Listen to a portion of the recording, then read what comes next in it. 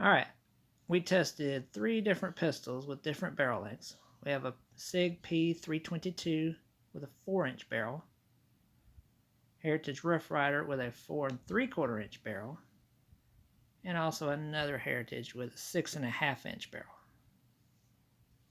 Which one do you think is going to produce the highest bullet velocities? Some people say the longer the barrel, the better. Other people will say that since revolvers have tiny little gaps between the cylinder and the barrel, that allows gas to escape and therefore not producing as much velocity as a sealed system like a semi-automatic. Another thing to consider is revolvers are measured from the front of the cylinder to the end of the muzzle. If you measure these two guns by the book, they have very similar barrel lengths. But if you were to measure both guns from the back of their respective chambers, then the revolver picks up a couple inches. Applying that logic, the 6.5-inch barrel is now 8 inches, twice as much as the semi-auto. So now that you know all that nerdy information, which gun do you think is going to produce the highest velocity of the 3?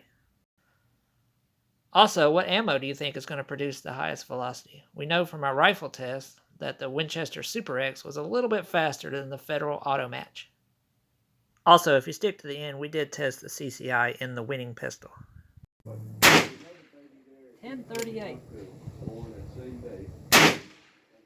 1028. Wow. 1110. 1077.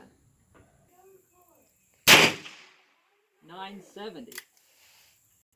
Let's start with the Super X ammunition first. In the 4 3/4 inch revolver, the average velocity was 1,036 feet per second. That calculates out to a bullet energy of 96 foot-pounds of energy with an extreme spread of 31 feet per second.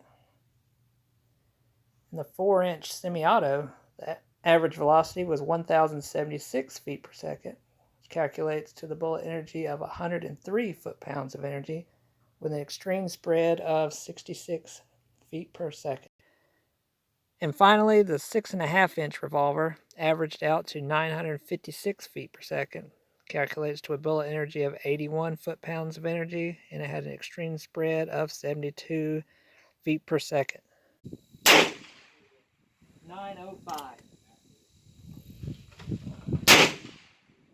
927. 968. 954. 963. 976. Now for the Federal Auto Match. In the 6.5-inch revolver, the average velocity was 918 feet per second, which calculates out to 75 foot-pounds of energy, and they had an extreme spread of 31 feet per second. The 4 3/4 inch barrel revolver averaged 955 feet per second, which calculates out to 81 foot-pounds of energy with an extreme spread of 29 feet per second. Finally, the 4-inch semi-auto averaged 974 feet per second, which calculates out to a bullet energy of 84 foot-pounds of energy with an extreme spread of only 20 feet per second. So in conclusion, even though the barrel is shorter, the sealed system of the semi-automatic beats the revolver every time. Did those results surprise you? They surprised me. I would have bet good money that the long-barreled revolver would have come out on top. Also, we tested some CCI standard velocity through the semi-automatic, and these are the numbers we got.